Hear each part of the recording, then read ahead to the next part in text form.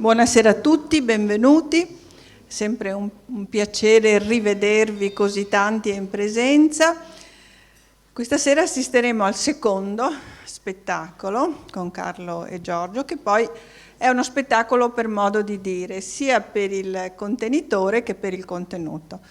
Il contenitore, l'abbiamo già detto l'altra volta, è un po' strano per voi.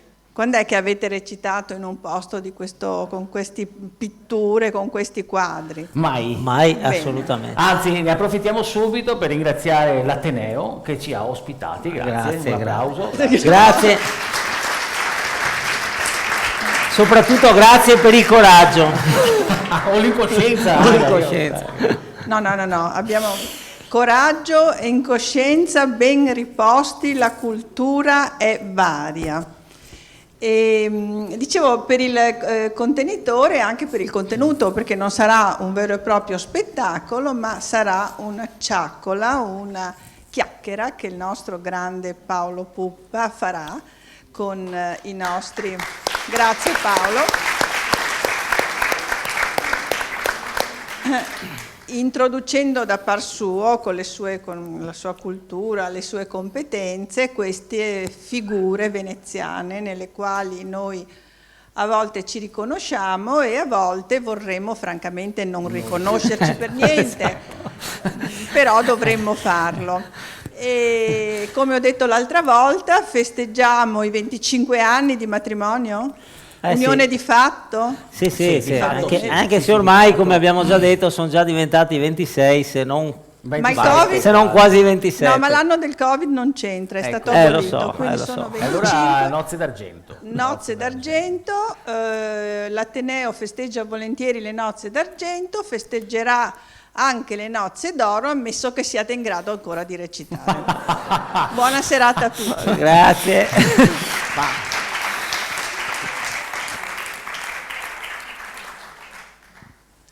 Dunque, buonasera, questa in effetti è la seconda parte di questa ciaccola, di questa avventura con Carlo e Giorgio. La prima parte era dedicata in qualche modo alla famiglia Baldan, questa famiglia mitica con i personaggi della piccola borghesia proletaria e con la ferocia e la tristezza che caratterizzava il rapporto di coppia tra Giancarlo e Sergio e le dinamiche, diciamo, come genitori verso i figli. Mentre questa sera la seconda parte riguarda la città, riguarda il territorio, quindi usciamo dai ruoli parentali e entriamo nelle tipologie dei comportamenti collettivi. La nostra Presidente giustamente parlava quasi di uno psicodramma, perché sembra che attraverso queste scenette ci drizzi uno specchio, questa coppia, no? Che ci rivela i nostri difetti, le nostre ossessioni, le nostre follie quotidiane. Sono in effetti delle drammaturgie collettive, perché come uno degli spettacoli più fortunati del 12, mi pare, visti da vicino, sono sfruttati proprio i tic, diciamo così, le nevrosi di gruppo, e questo diario collettivo ha qualcosa di Dario Fo, con le differenze dovute. Dario Fo negli anni della militanza più radicale, quindi sono molto diversi perché lì c'è una ideologia molto di sinistra, molto antagonista, però negli anni 70 costruiva quello che lui chiamava teatro di campo, nel senso che andava in un territorio, ne assorbiva i problemi, le dinamiche, i sogni collettivi e poi li ripresentava agli stessi, e quello fanno un po' anche loro, e tra l'altro utilizzando spesso diversi spettacoli, per cui alcune scenette e alcune tipologie trasbordano da uno spettacolo all'altro in teatro, e a volte anche fanno i muscoli, queste scenette, nelle loro frequenti, diciamo così, nei loro passaggi in alcune TV private. In particolare Televenezia è stata una fucina di invenzioni tra la fine del secolo breve, dell'altro millennio, e il 2000. E una premessa importante, nel passaggio dall'in all'out, cioè da ciò che avviene nelle mura domestiche, nella famiglia Baldan in questione, a ciò che avviene nella strada, tra l'altro nella strada loro sono muranesi, trapiantati a Mestre, quindi oggi voi sentirete qualche cosa di Terragno, ci sarà anche una sequenza che si svolge addirittura in un'area veneta, per cui passiamo dal veneziano al veneto. Quello che è fondamentale però è che è la comicità di coppia che non vuole essere censurata.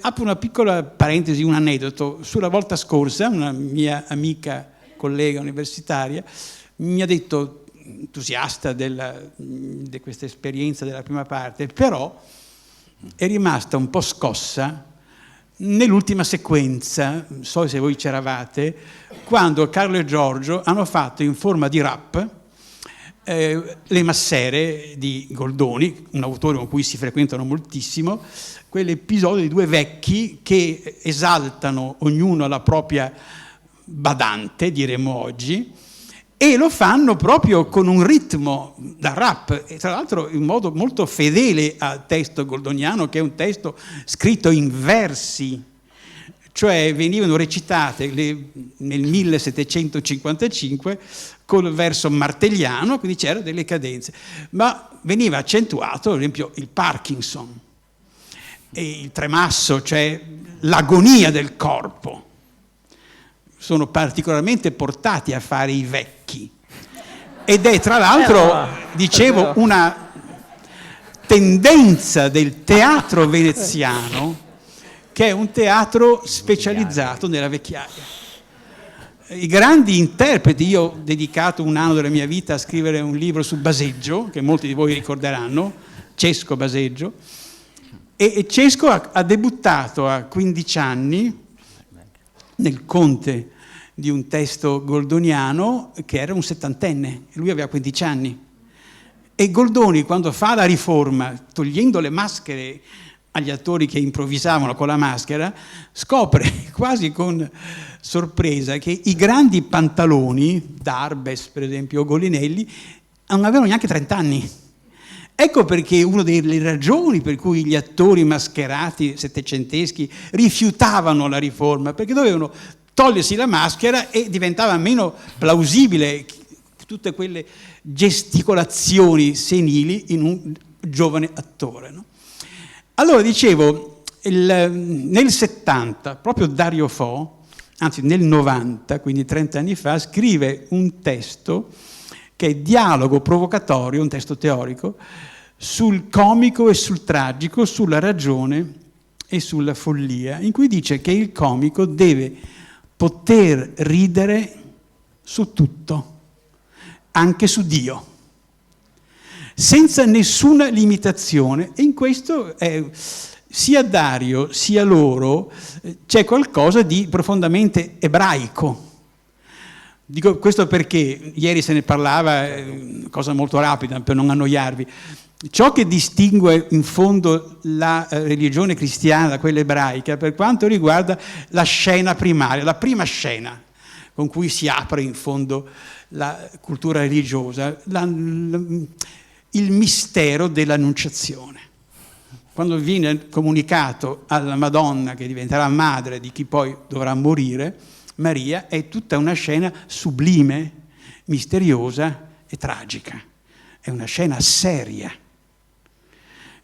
Solo in qualche quadro, Lotto osa metterci un Gatteseo, in una bellissima versione dell'Annunciazione, ma è una scena tragica.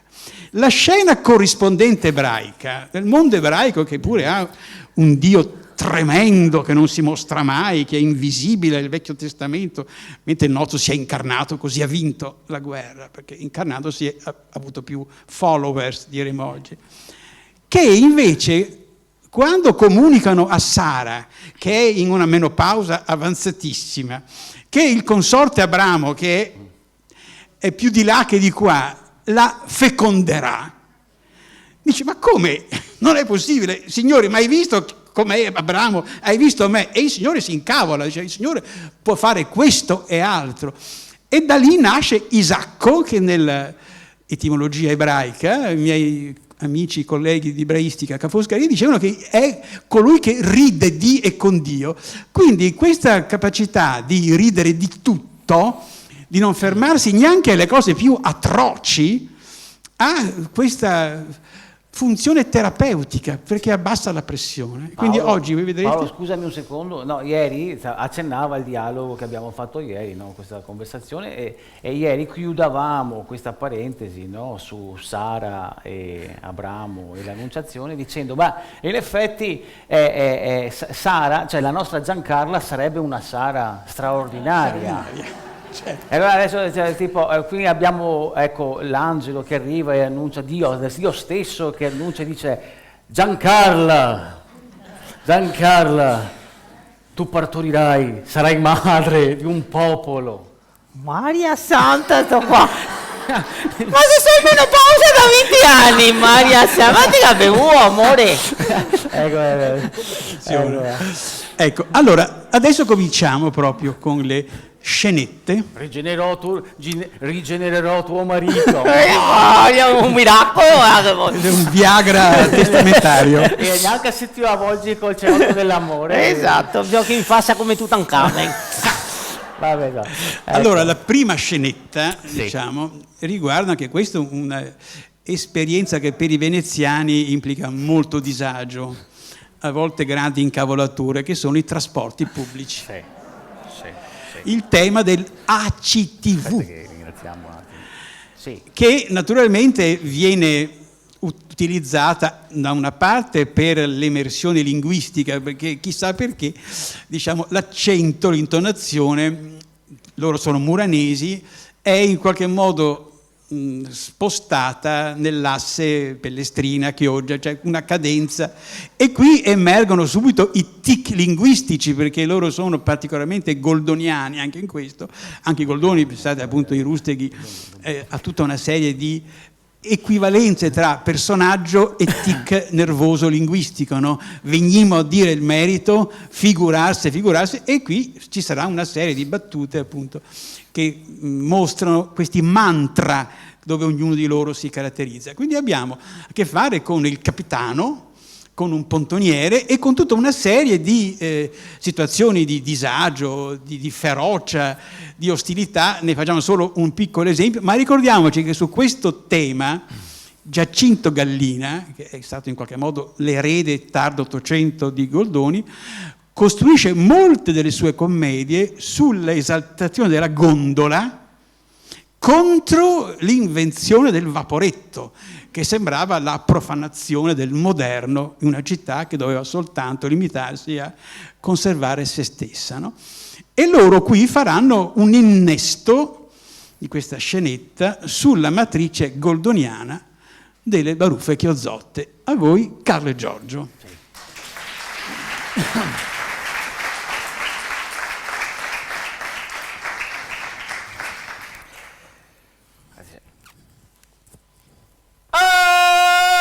Nozzo, Sciccio,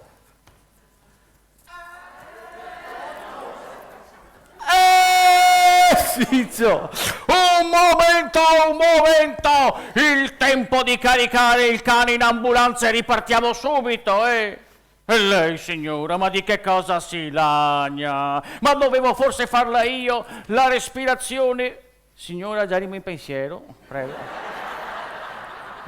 Cominciamo o no? Sta a posto? Salve.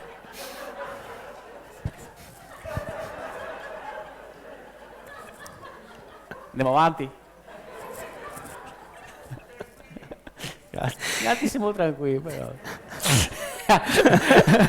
Devo farla forse io la respirazione bocca a bocca al cane? Sì! Noccio! Cicci, vieni a sentire qua questo delirio che c'è qua. Un momento! Tutti sempre acciappati con l'azienda qua! Ehi signora, se aveva visto il gatto andare a finire in acqua, la doveva fare subito un fischio lungo, che è appunto... No, aspetta. Fischio lungo se per dare uomo in mare. Capitano! Sì, dimmi Cicci! Quanti fischi c'è per dare il gatto mare?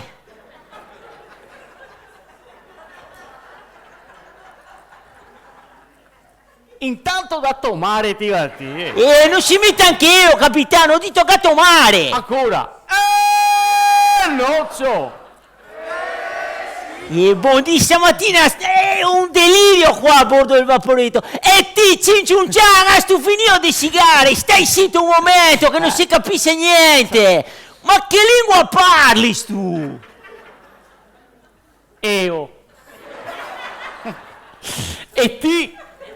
Oh, una baruffa tra un ciosotto e un giapponese.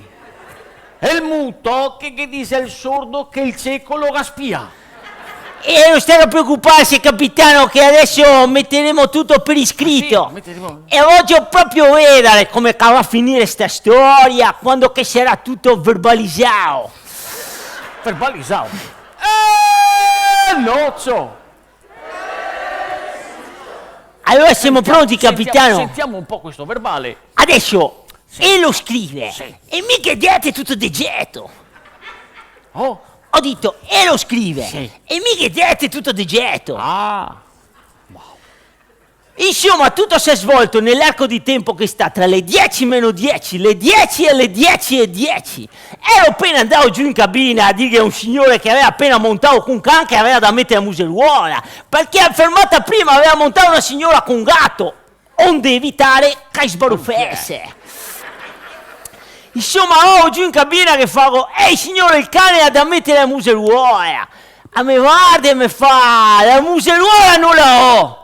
Non la ha, che fago la multa, la mollao il can, e il can si è precipitato addosso a gabbietta con dentro il gatto ha paura, le saltava per aria, le andò in testa di un turista giapponese che portava il tupè, e il tupè le svolò via, il can qua dell'occhio ha visto il tupè e l'ha mangiato al volo, ha cominciato a soffocarsi, a gheggiare il can che si dimenea, che pareva intiavolato, e però che si ghea, amore strossao, c'è me l'ambulanza che amore strossao!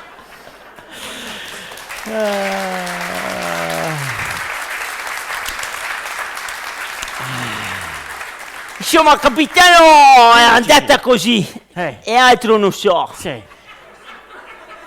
Hanno scritto tutto, Neanche una parola, Cicci.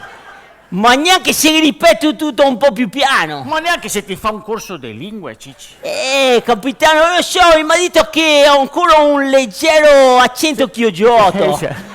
Ma quando sei che ti fa un bel corso di lingua? Dimmi. Lascia perdere, capitano, che i altri ciosotti si fanno capire in tutto il mondo. No, ma vai ancora avanti, ma no! Devi spostarti, ma dica qualcosa. È le mezz'ora che io dico, capitano, le 4 fermate che io dico. Lei deve togliere lo zaino, non può stare là in mezzo. A me guarda, cosa? Deve togliere lo zaino. Deve togliere lo zaino. No, non capisce niente. Sto qua neanche se ti dici più lento. Hey you, do you speak English?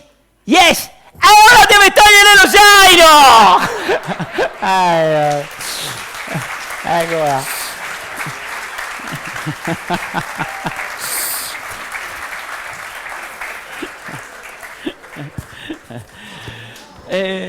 Seconda sequenza. No, però prima della seconda sequenza, no, facciamo un attimo una piccola incursione. Dobbiamo però, abbiamo ringraziato l'Ateneo, dobbiamo anche ringraziare il professor Paolo Pupa, che è meraviglioso ascoltare. Moigea. E tutto questo. Stammi toccare. Dunque, sempre visti da vicino, 2012, c'è una sequenza doppia che riguarda le vanità. Da una parte la vanità femminile, siamo in un supermarket e c'è la prova vestito, il tema della taglia, e c'è una signora, sempre il gusto che hanno i nostri due, come sempre nella coppia comica maschile, del travestimento sessuale, no?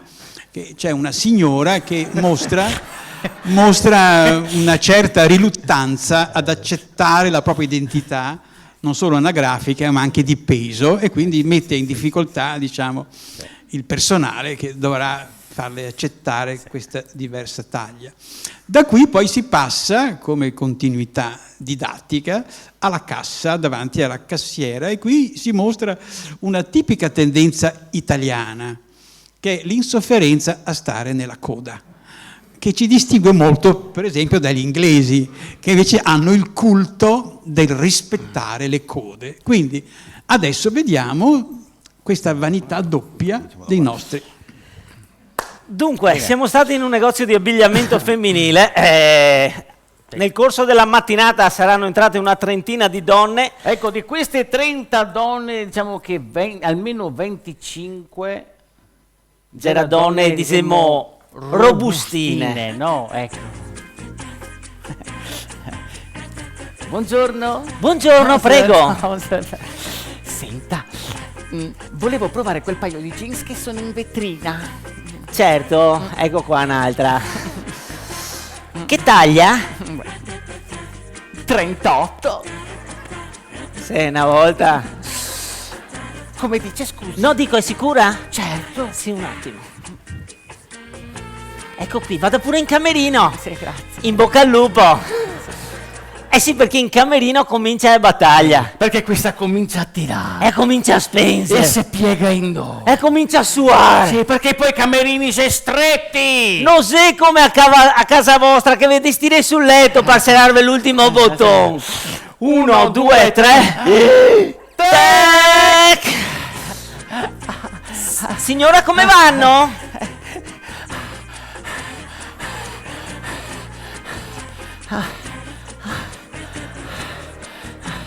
Non capisco. Li sento un po' strettini. Ma va? Forse perché questi vestono poco, vero? Sì, guardi signora, è questa marca qui che veste davvero poco, non si preoccupi. Senta, vuole così per vedere che proviamo una mezza taglia in più?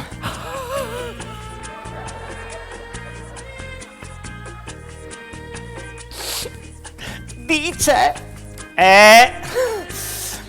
Cosa dice allora? Vabbè, allora mi dia una 40. Certo, le prendo subito una 40. 6. Senta, quelli che ha addosso, li toglie da solo o chiamiamo i pompieri? Ecco, questa è una. E dopo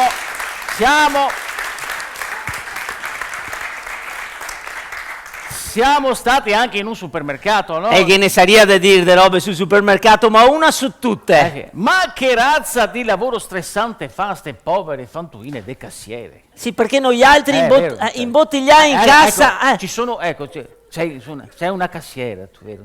Ti chiami? A Murano anche, tu te piegavo. Cassiera a Murano. Cassiera a Murano, pensa come ti chiami, scusa? Giorgia, facciamo un applauso a Giorgia che è la vera protagonista dello sketch. Ecco Giorgia, ecco a Giorgia, sta povera fantuina del Giorgia. E che fa un lavoro stressante, no? Sì. Pensa, però immaginare 8 ore fermi in cassa, tra l'aria condizionata, l'aria calda della porta e il frigo dei surgelati su a coppa. Ora come che va a casa sera? Cosa seria? È a marcia dei pinguini. Marcia dei pinguini, ecco. Apre cassa 1.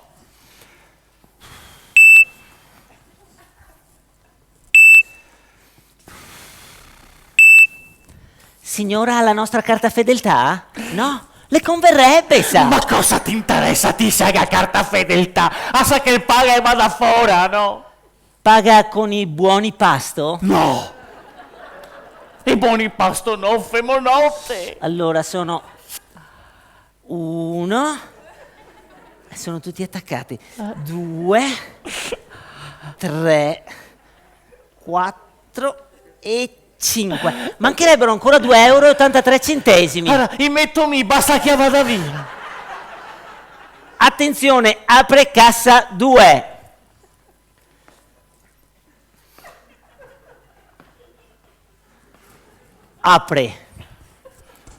Aprirà cassa 2.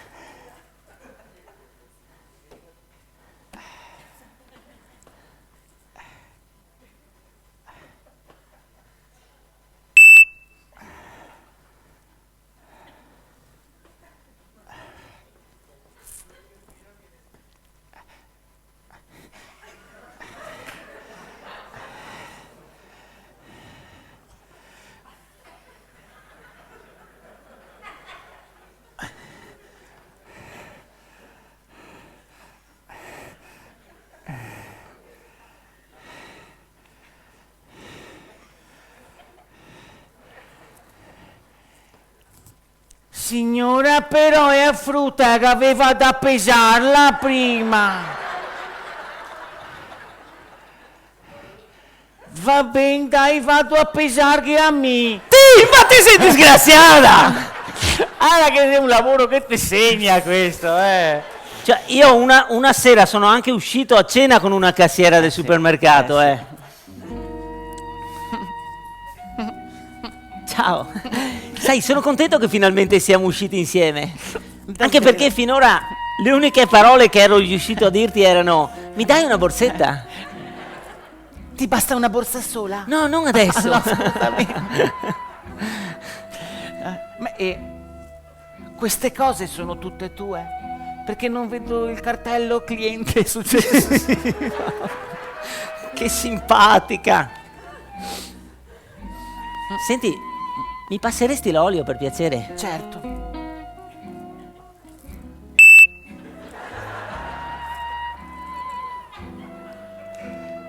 Scusa, ma non avevamo ordinato da bere già da un pezzo?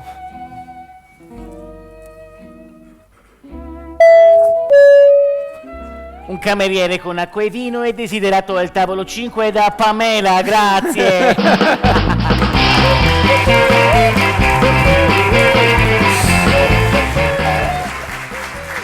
Beh, insomma così, dai. E adesso andiamo verso una situazione più seria, quasi drammatica, sempre con la leggerezza però del registro comico. Siamo in un condominio, nel mondo d'oggi, dove il vicino di casa è un estraneo, se non un nemico. Ogni tanto, diciamo, nei giornali leggiamo di tragedie condominiali. Pensate, il nostro è un paese dove c'è un numero altissimo di lauree in giurisprudenza e un numero altissimo di cause condominiali. E qui siamo in una situazione molto legata alle avanguardie teatrali, perché questa scena sono due che fanno in ascensore e contano con impazienza e con ansia il tempo che passa, perché sono entrambi ferocemente imbarazzati uno dell'altro. E usano il sistema, appunto, che nel primo Novecento era il pensiero a voce alta. Lo usavano i futuristi, che era una tipica tecnica futurista, lo usava Achille Campanile, c'è un monologo che era il bacio, dove i due amanti si baciano e ognuno pensa delle cose atroci dell'altro durante l'effusione amorosa. Lo adoperava Eugene O'Neill in un famoso dramma che era Strano Interludio, nel 29, dove ogni personaggio si ritagliava una pausa in cui diceva la verità e dopo passava alla voce esterna in cui diventava invece civile, e cioè falso.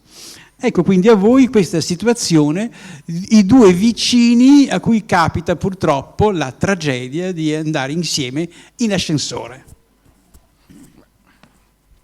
Come diceva Paolo, mi metto una giacchetta che così sono più presentabile.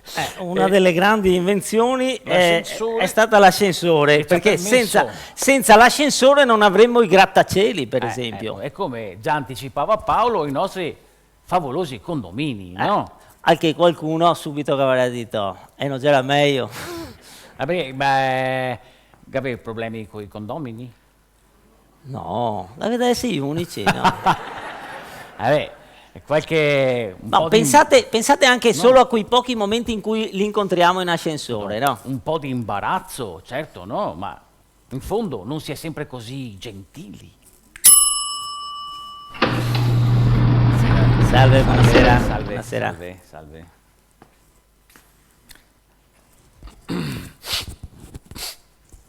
Lei va al 9, vero? Sì, al 9, grazie.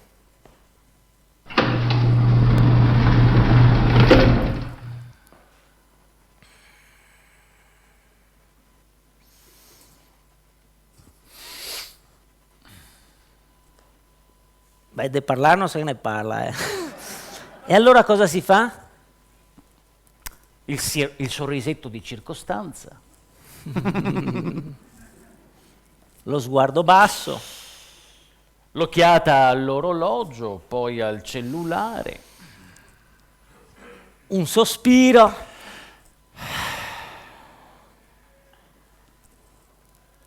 La lettura dei dati tecnici sulla placchetta d'ottone. Però portata massima a 470 kg, però. Lo sguardo perso nel vuoto, fingendo di essere assorto in chissà quali pensieri. Ma se questi pensieri si potessero sentire? È da 12 anni che abiti sotto di me e mi chiedi ancora, lei va al 9, vero? No, stasera vado al 3, dopo faccio sia rampe saltando così per variare. Del resto abito in un condominio dei deficienti. Sì, ridi, ma ti diverti tanto a parcheggiare a macchina davanti al mio garage, sì? Ti sa che domani mattina ti arriva la lettera del mio avvocato, no? Ti sa che ridai che faccio dopo me, testina? Mi ha anche messo un cartello sul parabrezza. Lei è un incivile. Ti aspetti che ti sposta in macchina e a te finché ti va via di testa. O ti pensi che non sappia che il sacchetto di scoasse che trovo tutti i giorni davanti alla porta di casa ti mi assiti? Hai già capito? Signor Postino, è da un po' che non mi arriva la posta. Per forza, ti ha butto via me. Col tuo Vanity Fair, faccio coriandoli per andare domenica al stadio. E sempre io farò, finché che il deficiente del tuo figlio suona la chitarra elettrica di sera. Ma poi, fosse bravo. Ah, che soddisfazione fumare a sigaretta e c'entrar con e cicca in nanetti di terrazza. Che gioia mandare mia moglie a sbattere la tovaglia e vedere che tutte le tue piante si piene di fregoe. Se penso che tua moglie ha anche detto, ma perché una sera non venite da noi? Ma dica che scatto è un de tua moglie, che invece di sparare ste bue comincia a mettersi un per de savate invece di andare in giro poi a casa tutta la sera col il tacco 12 o con a sentire sempre Ma cosa fate voi la notte? Spostate i mobili? No, perché dopo te vanza de agnarte che mio suocero de notte tiene la televisione alta. Sa, ci vorrebbero delle cuffie. Certo. Ce le aveva? Ghigo, spaccami! Ma se sono arrivato perfino a comprarmi un can, pensami che odio le bestie, devo comprare il peso, un chihuahua, pur di avere la soddisfazione che abbaiando il vero rompesse i colpi. Io ne faccio una questione di principio, Se adesso entro in casa e sento abbaiare che a pantegana nevrastenica, giuro che stanotte attacco tutto, lavatrice, asciugatrice, condizionatore, lavastoviglie. Mi sono fatto installare un contatore da 16 kW pur di attaccare tutto e rovinarti a vita. Prega il tuo Dio, è prossima riunione del condominio. Che ti capi bisogno di qualcosa, anche solo di mettere una pianta sul pianerottolo. O che ti salti a fuori ancora con chi a troiada, mettiamo gli addobbi natalizi sulle scale. Mi te voto contro. Sì, te voto contro. Perché te odio. Te odio.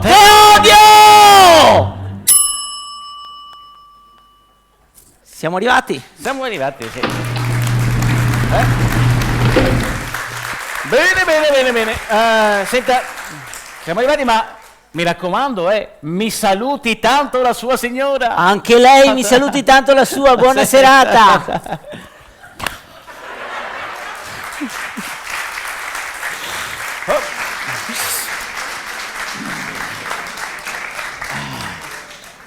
E adesso raggiungiamo proprio forse l'acme tragico delle sequenze, in questo caso i drogati. Perché subito uscire prepo. Perché è chiaro che chi in sala, diciamo, avesse la tragedia di avere un figlio, un parente, diciamo, drogato, vivrebbe questa comicità con disagio e con difficoltà. E qui sta la grandezza del comico, che non guarda in faccia nessuno, ma provoca, come diceva Fo, per liberare la persona dalla sofferenza.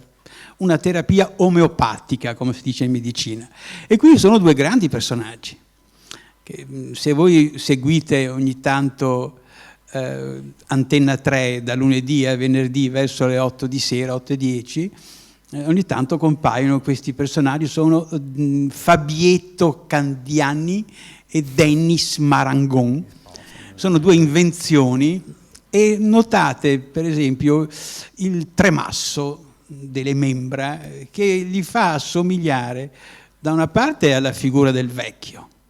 Non sono vecchi, ma essendo così tossici c'è un invecchiamento accelerato. E dall'altra la figura dell'ubriaco.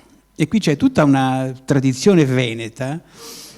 Loro vengono dalla scuola di un grande attore, come dicevo al primo incontro, muranese come loro, che li ha quasi battezzati, Lino Toffolo. E Toffolo era specializzato nella sagoma dell'ubriaco. Ma Toffolo a sua volta veniva dalla scuola dell'immenso Baseggio, e chi ha visto Baseggio fare l'imbriaco del Sesto di Gino Rocca sa il tremolio parkinsoniano, diciamo, quando faceva il ruolo del vecchio. E l'altra volta, quando hanno fatto appunto una sequenza, io osservavo il corpo dei due, di Carlo e Giorgio, perché nel momento in cui il corpo comincia a innestarsi come questa specie di crème caramel, no? C'è come un tremolio della persona e si forma anche quasi naturalmente il tremolio contiguo della voce e viene quasi necessario quella postura iniziatica, e da cui poi viene fuori la caratterizzazione, cioè il passo strascicato, la lentezza. C'è una sequenza meravigliosa in cui cercano di sfondare un'automobile parcheggiata per rubare la radio e uno dei due adopera l'attaccapanni, che per lui è fondamentale ed è efficacissimo. Adesso vi fanno una cosa abbastanza forte, perché l'Ateneo Veneto viene trasformato in una chiesa e loro entrano in una chiesa a cercare di rubare, perché le loro iniziative sono appunto la malavita, delinquenza, tossicità, eppure riescono a farci sorridere di cose così gravi. Ecco a voi i due tossici.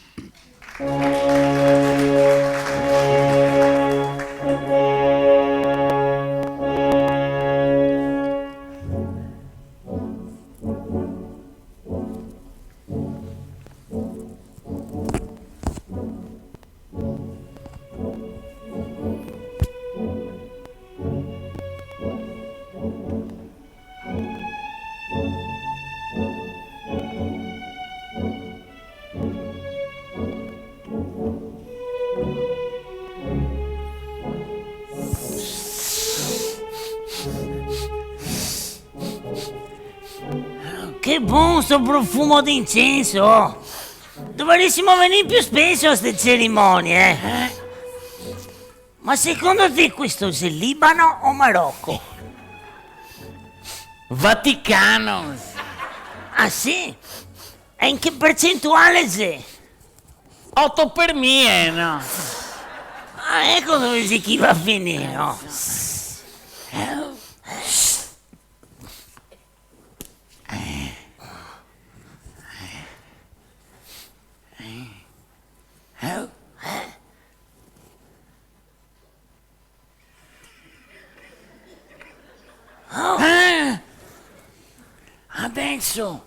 Adesso con Troia e a targhetta, che vediamo se corrisponde alla guida.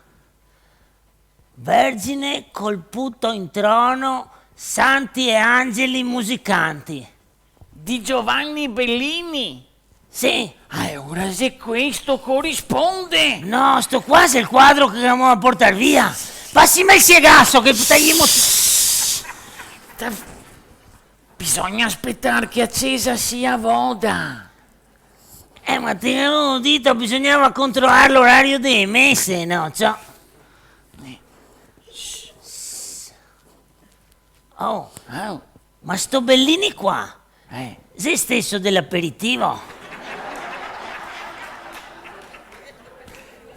Non c'era scritto niente sulla guida dei bibite, vecchio. Sarà un'edizione vecchia tua, sa. Io credo risorgerò. Oh, certo che sia un'allegria. Ho detto, certo che sia un'allegria qua dentro. Oh, però c'è un mistero, Cosa? Sta roba qua di religione, di vita. Era Sandrino adesso. E si è fatto buddista. No! E crede nella reincarnazione. Davvero? Sì, hai detto che ha passato così tanti anni in carcere che spera di recuperare tempo quei vite dopo. No, ma spiegami, come c'è sta storia che se si reincarna?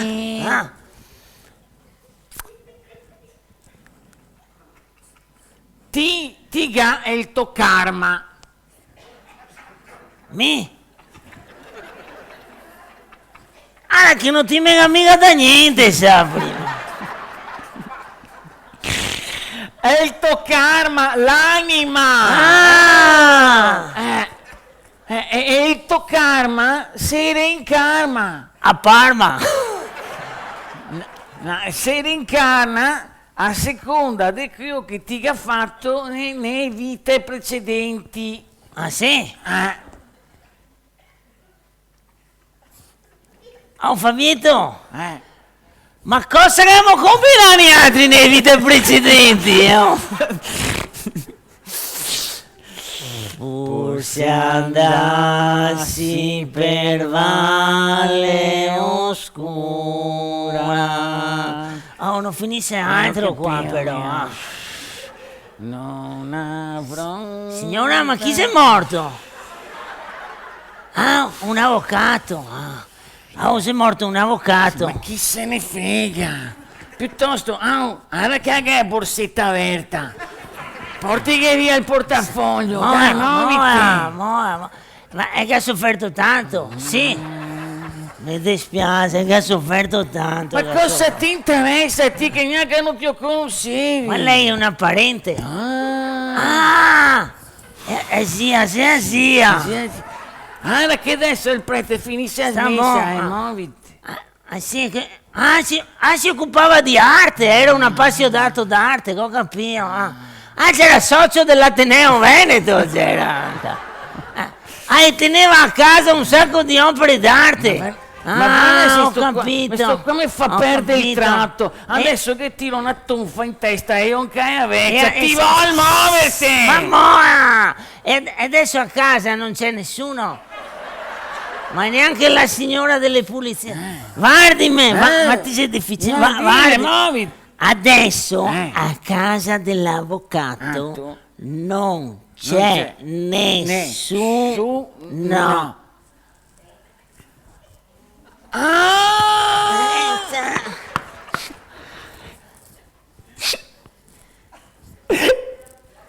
Signora, siamo tanto amici dell'avvocato che abbiamo giocato tanti anni a calcio insieme. Guarda che c'era senza una gamba. E lo mettevamo sempre in porta. Tutte le parava, tutte! E poi ne ha invitato tante sere a cena a casa sua. Sì, mi ricordo. Dove che l'abitava? Ma sì, dai, è a casa qui col giardino, al primo, al quinto, al sesto. Dove sei che stavo? Dove- No, ma sai perché? Perché volevamo anche mandare un telegramma, no? Ma ci hanno detto che si era trasferito. No, e invece l'abitava sempre in campo, piazza, in CAE, in viale, in corso, in CAE della Donzea, il 3355, ecco che c'era. L'eterno riposo dona loro, Signore, risplenda adesso. Va bene, cara signora, e pensa che adesso è già in pace, che non soffre altro, dai.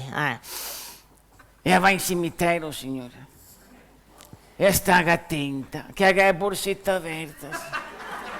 che c'è tanta gente cattiva in giro qua. Tanta brutta gente, stai attenta, stai attenta. Oh, ti vuol darti una mossa, Sì, dai. Oh, ma col quadro dei Bellini come facciamo? Ascolta, sei stata qua a 500 anni, giusto non trovarlo domani mattina.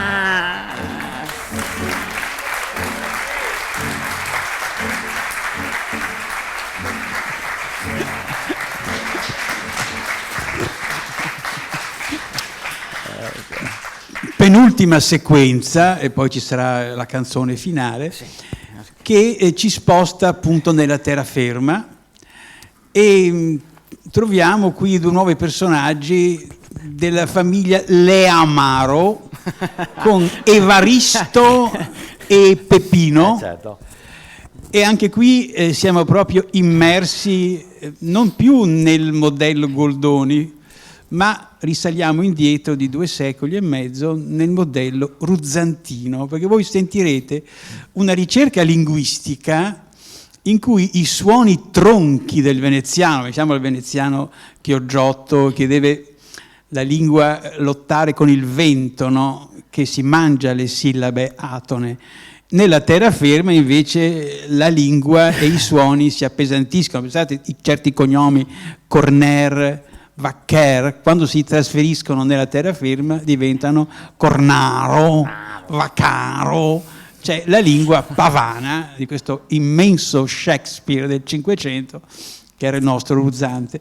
E hanno mescolato questa ricerca delle origini cinquecentesche della lingua con un grande scrittore veneto della provincia di Vicenza di Malo, che era Luigi Meneghello, il quale sosteneva che il dialetto malense era forse più adatto della lingua toscana a tradurre Shakespeare.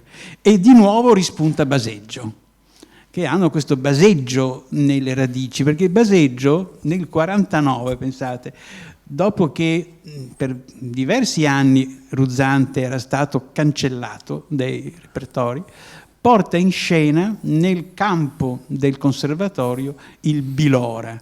E quelli che erano presenti dicono che sentivano proprio la puzza e la paura della guerra che da 4 anni era finita. E sarà lui, Baseggio, a rilanciare Ruzzante, prima il Bilora e nel 50 il famoso Parlamento del Ruzzante, che gli era venuto dal campo. Ed ecco qui questa coppia di padre e figlio in un bizzarro scontro sul tipo come si gestisce l'azienda, perché c'è un'economia un po' ambigua, da un lato contadino, rusticano, ma dall'altro si sente anche il processo di innalzamento economico del nord-est, che è stato uno dei miracoli del nostro paese qualche decennio fa. Ecco a voi la famiglia Leamaro. Leamaro che... Allora, questa famiglia che ha avuto appunto le sue radici, no? Questo ragazzo ha avuto una giovinezza. Ragazzo fortunato. e nella sua giovinezza più o meno e vicende col papà erano più o meno queste, ecco. Peppino! Papà! Peppino! Papà! Ragazzi, finivo di tartarare tutto il dì, Ionaro! Papà, sono qua a Rio di Sesa! Avevo visto un liego, Lessetto! A voi che ti vai in boaria! A me non vuoi pistare in mezzo a boaria! Mi vuoi andare in discoteca? Avevo visto con lui che ti vai in discoteca, che di discoteca che lei è il diavolo! Ma le piende tu siete in discoteca! Mi non vuoi pistare qua in boaria! E poi mi vuoi andare in televisione! Vuoi diventare famoso? Vuoi diventare famoso? Vuoi fare il grande fratello? Amico, ria tanto che ti fossi come tu, che fratello che orando. A che ora alle 5 stamattina che lei è sui campi? Ma mi non vuoi pistare qua? Vuoi diventare famoso in televisione? Non vuoi pistare in mezzo alle vacche? Peppino, anche il giorno d'oggi, anche lei è più vacca in televisione che sui campi? Ecco, questa era la base del foto. Però ovviamente il tempo è cambiato, il ragazzo ha studiato Sì, studiasse. L'azienda agricola Lea Amaro è cresciuta e si festeggia anche una convention di sta ditta, per cui a un certo punto viene dato un passaggio di testimone. Ecco. Quindi il discorso del padre e poi arriva il figlio.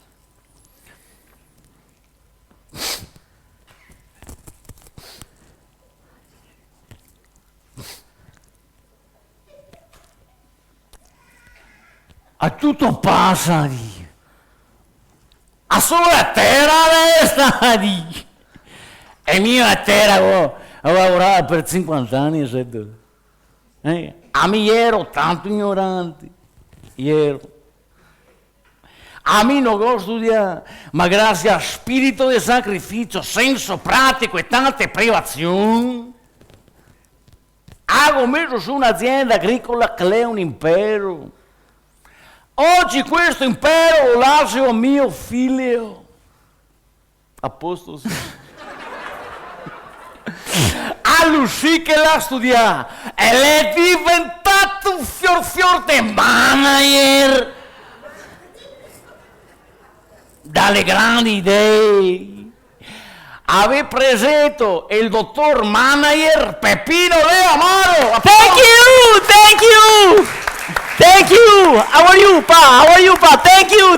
How are you? Cosa hai detto? Dito. Ha capito come stai? How are you? Come stai? È tutto tuo, guarda. Cari amici, colleghi, con il mio ingresso il nostro brand deve avere un nuovo approccio customer oriented, un più accurato market placement, una visione top down del suo workflow. Peppino! Fidate, pa. I principi della nostra mission dovranno rispettare la vision aziendale verso un più accurato awareness della nostra partnership, traghettandoci verso Si ricorda questo? un più accurato awareness del market placement, top down, non mi ricordo pa cosa che voleva dire dopo, fino ad arrivare Vabbè. E concludiamo lo stile. Peppino! Ma non vendiamo le tame! Sì, finite papà,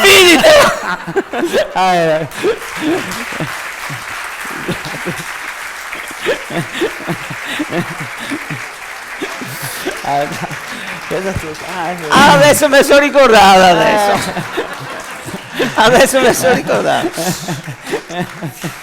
Un po' di I principi Alzheimer. della non nostra riguarda. vision si traghetteranno verso una più attenta awareness dei competitors, verso un più accurato market placement, core business. Funziona lo stesso. Chiudiamo con l'ultima sequenza prima della canzone finale e chiudiamo con la favola, col mito, col fumetto. A conferma del carattere della comicità novecentesca, che è un carattere postmoderno, si dice, cioè tutto nasce come citazione di. In questo caso noi abbiamo due personaggi mitici del fumetto, cioè Batman e Robin, che irrompono in scena con delle sequenze poco rispettose dell'originale, perché si pensa che la loro relazione di coppia vada oltre l'amicizia, e quindi vedrete in questo caso certi tremolii non sono debitati né alla tossicodipendenza, né all'ebbrezza, alla cirrosi epatica, né all'anagrafe, ma a un modo di intendere la ghiaiaggine, diciamo, che non ha nessuna correttezza contemporanea, ma rimanda al modo, diciamo, di prendere in giro il gay che si ha in qualche modo in maniera innocente negli ambienti della provincia, no? Quindi c'è questa figura di Robin che è, in qualche modo vedrete come sculetta e come si atteggia, e può dar fastidio, ma sempre rientra in questo gioco che davanti alla comicità non esistono censure. Quindi ecco a voi questa scusa Paolo, eccentrica... mi permetto di interromperti per dire Certo. una cosa. Nell'era del politically correct, dove bisogna stare attenti a tutto quel che si dice, rivendichiamo il fatto che Batman e Robin gay li abbiamo creati nel 1995. Quindi Prima della bufera. c'erimo gay prima degli altri. Ok, quindi assistete alla vestizione dei due personaggi.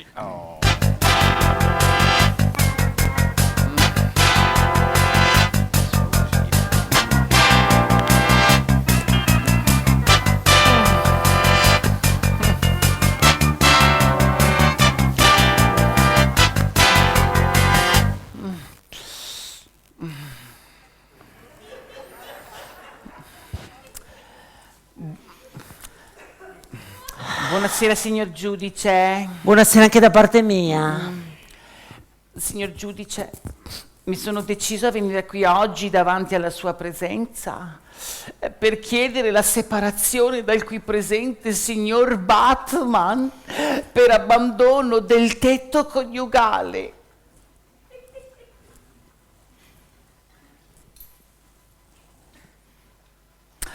Certo mi aspettavo da parte del pubblico dell'Ateneo una partecipazione maggiore, ecco. No, scusa, applauso. scusa, ve dico che se separemo vi altri applaudì. Non che siamo proprio, Una cosa del tipo che adesso mi ripeto sta frase e voi altri tutti insieme fate oh, un o di stupore, gave capio, sì? Ma ora che ho fatto adesso? Signor giudice, sono venuto qui oggi davanti alla sua presenza per chiedere la separazione dal qui presente signor Batman.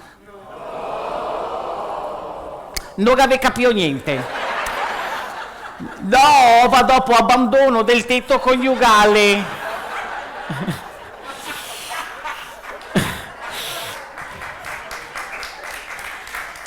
Vado a farla tutta. No, adesso, no, ecco, va. Allora faccio solo il finale, va ben che... Rivedi altri. Ora... Per abbandono del tetto coniugale. Grazie. Signor giudice, sto qua. Innanzitutto quello che ha detto il signor Robin non è vero niente, abbandono del tetto coniugale. Mi sarò fermato a dormire fuori qualche sera, ma solo perché ero in missione speciale per il bene dell'umanità. Con chi? Vogliamo sapere con chi era, signor giudice. Chieda che anche l'altra sera si torna a casa con la calzamaglia tutta rotta. Signor giudice, stavo inseguendo un malvivente. Saltando da un grattacielo a st'altro, me lo veni in pira su una gorna. Però il vedesse che proprio de svoio che ho fatto. Sì. Queste sono tutte scuse che non vale un bel niente, caro mio. Ti tira una storia con un altro e sei anche un bel tocchetto. Ti credi che non mi sia accorto di niente, mia? Ti credi che sia nato ieri? Oh, Batman! Ma ti credi che venga dal dolo? Ebbene sì, signor giudice. Ho una relazione clandestina ormai da qualche mese con l'uomo ragno.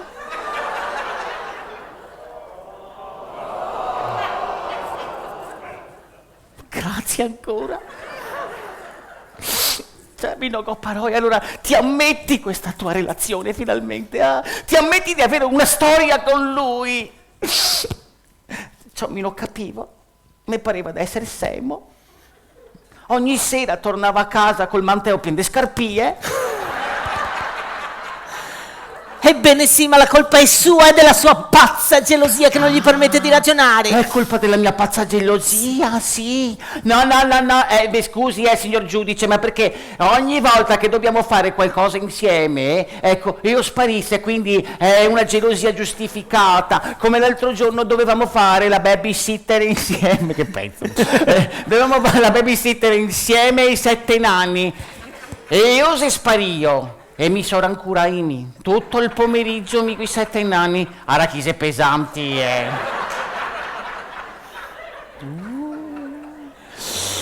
Perché che ne se do? Che fa sempre baruffa fra de ori. Perché uno va in montagna, Asolo, e l'altro va in spiaggia. Jesolo. Mario, ti che si rimanca a te, oh Luca, ma c'era proprio facile sta qua. Uno te vea con una pignata sotto il braccio e te guarda il mischia. Mestolo, Uno se fora completo e che fa? pergolo, Uno mangia sempre erba. pascolo, Uno che adesso è mafioso, ma che mafioso, che il nanno. cutolo, E l'ultimo, quando che parla non si capisce niente. E io verso bocca non si capisce che io che dice. e il nano ciosotto, boscolo.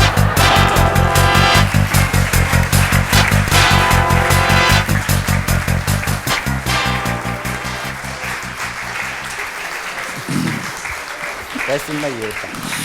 Ecco, siamo purtroppo al congedo e come conviene fare questa uscita da musical, anche qui come la prima volta con una canzone e di nuovo emerge il carattere della citazione parodica, ma fatta anche seriamente, che tratta da un'altra operazione sul territorio e sui lavori veneziani, che era Squasse, che ha circa 15 anni, fatta per una committenza televisiva legata alla raccolta differenziata.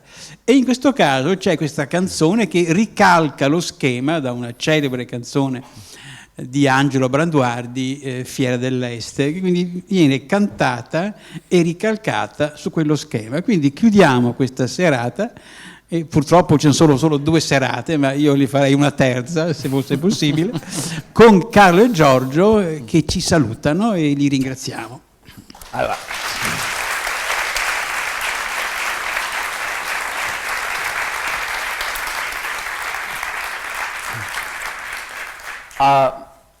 Il professore ha parlato del musical, in realtà facciamo così, non c'è tanto musical, però fuochi d'artificio, anzi di solito la facciamo anche con un po' una chitarra, ma c'è talmente una roba semplice che stasera abbiamo deciso di farla così, a cappella.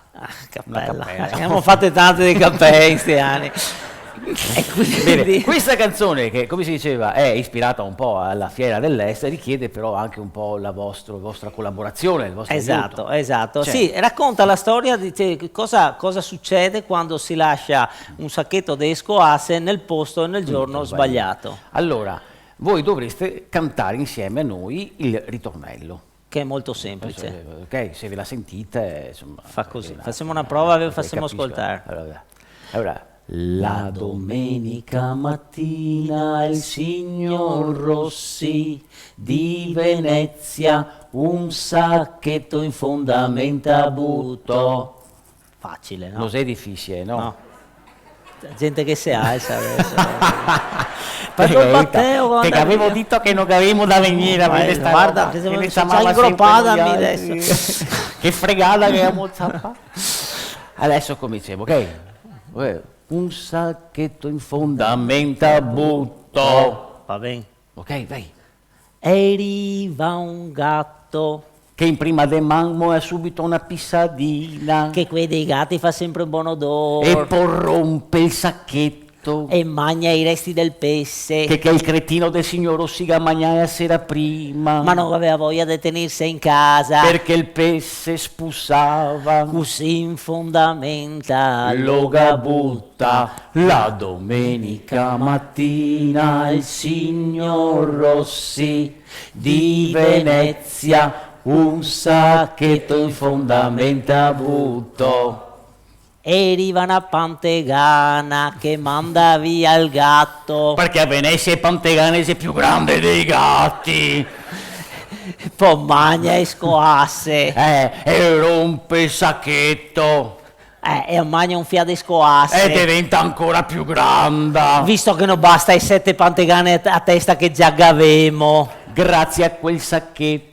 Che tutti quei come quel cretino. In fondamenta mania de buttar. La domenica mattina il signor Rossi di Venezia un sacchetto in Fondamenta butto. Bravissimi. Arriva una vecchia Un poco in semenia.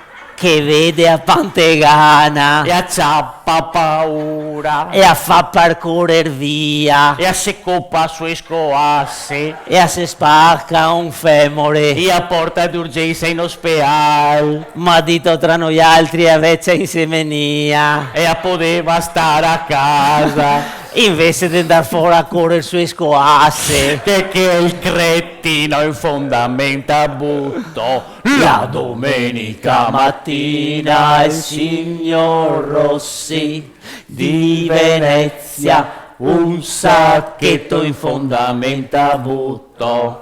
Arriva un coccal ovvero gabbiano. che vede il sacchetto dall'alto, si butta subito su in picchiata. E porta via il sacchetto e dopo lo riperde in acqua. Ma intanto il mo è un schitto Che casca in testa e vezza. che sa spaccare il femore, Per paura di a pantegana. che ga manda via il gatto, Che sbrega il sacchetto. che quel cretino in fondamenta butto. La domenica mattina il signor Rossi di Venezia un sacchetto in fondamenta butto. Ma il resto del sacchetto se ancora che il gaeggia Ti o vedi e non ti o vedi. e ha sul più beo Vien vanti una toppa col 25. compare mare fio E il parese che guida. e sente tutto un tratto il motor che si blocca. E il varda sull'elica. E il gazzappa un nylon che è il resto del sacchetto che ha perso il cocal, Che schitta sua vecchia. che sa spaccare il femore, Per paura di a pantegana. che ga manda via il gatto, Che sbrega il sacchetto. che quel cretino in fondamenta butto. La domenica mattina il signor Rossi di Venezia un sacchetto in fondamenta butto. A sto punto il pare porconando. Perché pensava di passarsi una bella domenica mattina in baccan. Ma tanto il bacan tra un fiano che sarà neanche più per colpa del Mose. Ma questo è un altro discorso. Sì, vai, lo faremo un'altra volta. Meglio appunto. Ah, semo perde. Insomma, disevimo. E il pare ciappa il telefonin. E chiama capitaneria de porto. Pronto, buongiorno. Mi scusa, go il motore in avaria a causa di un sacchetto che sa incastrare sull'eica. Ma che pare che sia permesso? Ma bisogna essere proprio incivili a buttare i sacchetti dei scoasse in acqua nel 2022, rovinando con i giornali chi che va a farsi un giro con la barca, con la famiglia di domenica mattina.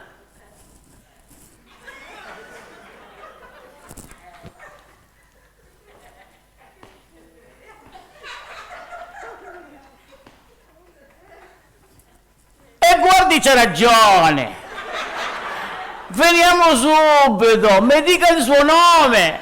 Mi chiamo Rossi e abito a Venezia.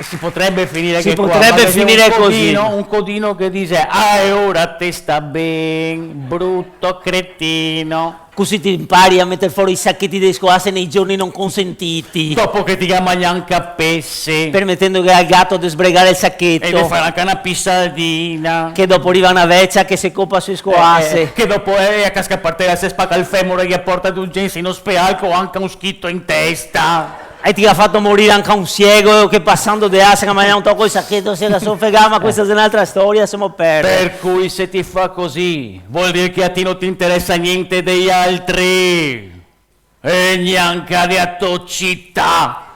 Pensa invece a tutti i cittadini che si impegnano. No. Metti il tuo sacchetto, ti ottieni e Per cui se ti continui a far così, ti sa come che ti staresti bene.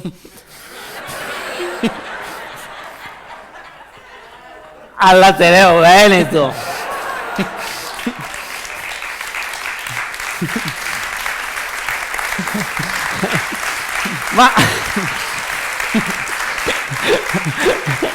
Ma voi che se versa il soffitto ne arrivano. ti staresti proprio Ben. bene. Multa.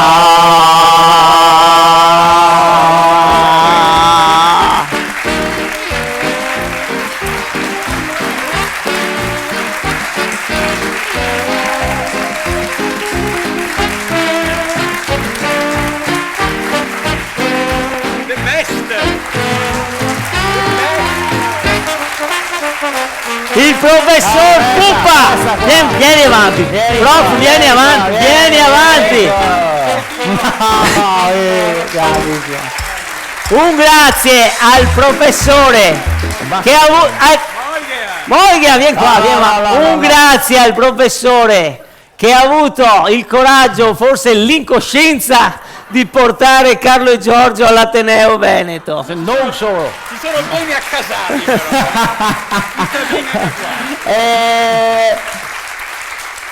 No, davvero, perché poi, come forse nessuno ha speso parole ed ha avuto momenti, cioè molto anche delicati, gentili e importanti con noi in questi giorni, come nessuno aveva mai fatto. Addirittura, e non solo, ma mi dico sempre che è grazie a persone e personalità come il professor Pupa che ne spiega cosa che facciamo. No?